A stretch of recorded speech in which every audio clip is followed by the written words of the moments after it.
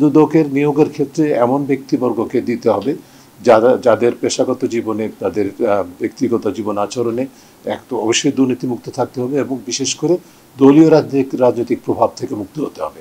দুদকের সকল পর্যায়ে নিয়োগ বিশেষ করে উচ্চ পর্যায়ে এবং যারা কমিশন এবং যারা দুদকের সিদ্ধান্ত গ্রহণ প্রক্রিয়ার মধ্যে উচ্চতর পদে থাকেন তাদের নিয়োগের ক্ষেত্রে রাজনৈতিক প্রভাব মুক্ত হতে হবে, এটি অন্যতম। এর সাথে আমি আরেকটা জিনিস যেটা বলবো যে এটা কিন্তু শুধুমাত্র দুদক, আমরা যদি একটা আদর্শ দুদকও পেয়ে যাই হাইপোথেটিক্যালি, তাহলেও কিন্তু বাংলাদেশের মতো দেশে, পৃথিবীর সব দেশের মতোই দুর্নীতি কার্যকরভাবে নিয়ন্ত্রণ হবে না যতক্ষণ পর্যন্ত না যারা রাজনৈতিকভাবে ক্ষমতায় থাকবেন, যারা আমলাতান্ত্রিকভাবে ক্ষমতায় থাকবেন, তাদের মধ্যে এই মানসিকতা সৃষ্টি না হয় যে আমাদের যে ছাত্র জনতার মূল চেতনা যে দুর্নীতি যেই করুক না কেন, তার পরিচয় অবস্থান যাই থাকুক না কেন, তাকে বিচার আওতায় আনতে হবে। এই মানসিকতা যদি সৃষ্টি না হয়, এটার গ্রহণযোগ্যতা সৃষ্টি না হয়, তাহলে ক্ষমতা যারা থাকবেন তারা কিন্তু দুদকের প্রতি কোনো না কোনোভাবে চাপ সৃষ্টি করবেন। এই জায়গাটাকেও কাজে আমি যখন বলি যে দুদকের সংস্কার, সেই দুদকের সংস্কারের সাথে কিন্তু আরও একাধিক সংস্কার জড়িত। তার মধ্যে অন্য প্রতিষ্ঠানগুলো আছে, বিশেষ করে রাজনৈতিক অঙ্গনে এবং আমলাতন্ত্রের সংস্কারটা অত্যন্ত অপরিহার্য বলে আমরা মনে করি। All-time Roma. Taste it, love it.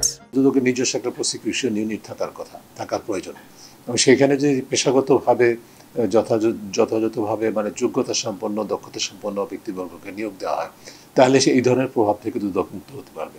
আর অন্য যে প্রতিষ্ঠানগুলোর কথা বললাম তার মধ্যে যেহেতু আমরা দুদকের হাতে মানি লন্ডারিংয়ের নিয়ন্ত্রণের বা পাচারকৃত অর্থ ফেরত আনার এখতিয়ারটাও দেখতে চাই বা রয়েছে অন্তত আংশিকভাবে হলো, সেখানে আইনের সংস্কারের প্রয়োজন আছে। কিন্তু এর সাথে জড়িত অন্য বেশ কয়েকটি সংস্থার কিন্তু দায়িত্ব আছে দুদকের সাথে যৌথভাবে কাজ করা। ওই সংস্থাগুলোরও কিন্তু মানে যদি প্রয়োজনীয় সংস্কার না হয়, বিশেষ করে যেমন বিএফআইও, জাতীয় রাজস্ব বোর্ড, একই সাথে পুলিশের সিআইডি এবং অ্যাটর্নি জেনারেলস অফিস, এই ধরনের সংস্থাগুলো কিন্তু দুর্নীতি প্রসূত যে অর্থ পাচার সেগুলোকে চিহ্নিত করে দেশের বাইরে থেকে ফেরত আনার ক্ষেত্রে অত্যন্ত গুরুত্বপূর্ণ ভূমিকা পালন করে দুদকের সাথে যৌথভাবে। যে এগুলোর এই প্রতিষ্ঠানগুলোরও সক্ষমতা বৃদ্ধির বিষয়টা আছে, স্বাধীনভাবে কাজ করার পরিবেশ সৃষ্টি করার বিষয়টি আছে, পাশাপাশি রয়েছে এদের পারস্পরিক সমন্বয়ের সাথে কাজ করার বিষয়গুলো।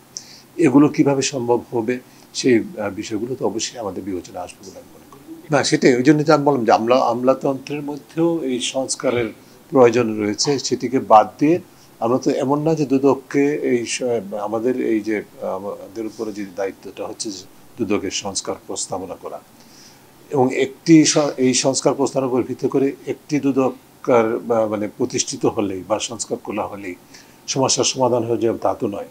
কারণ সরকারের হাতে কর্তৃত্ব থাকবেই, কারণ সরকার কর্তৃক প্রতিষ্ঠিত এই প্রতিষ্ঠান, সরকারের অর্থায়নে পরিচালিত প্রতিষ্ঠান, যদিও সরকার মানে কিন্তু জনগণের সরকার, তো সেখানে জনগণের অর্থে পরিচালিত, কিন্তু সেখানে কিন্তু যারা ক্ষমতায় যান বাংলাদেশের সংস্কৃতিতে তারা তো ওই জিনিসটা ভুলে যান।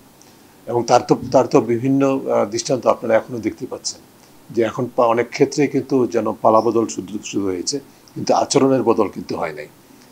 যেখানে দখলবাজি, দলবাজি, চাঁদাবাজি থেকে শুরু করে সব কিছু, কিন্তু এমনকি আমলাতন্ত্রেও দখলবাজি অত্যন্ত ন্যাক্কারজনক ঘটনা ঘটেছে।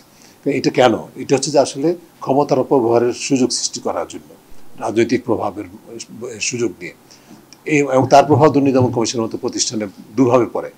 এক হচ্ছে তার নিজস্ব কার্যক্রমের মধ্যে পড়ে, কারণ আমলাতন্ত্র থেকে তাদেরকে প্রেষণে প্রেরণ করা হয়, তারা এখানে এসে আমলাতন্ত্রের প্রতি তাদের আনুগত্যটাকেই প্রাধান্য দেয়, যার ফলে যারা আমলাতন্ত্রে জড়িত, আমলাতান্ত্রিক অবস্থান থেকে দুর্নীতি জড়িত, তাদের ক্ষেত্রে সুরক্ষা দেওয়ার একটা হাতিয়ার হিসেবে তারা কাজ করে।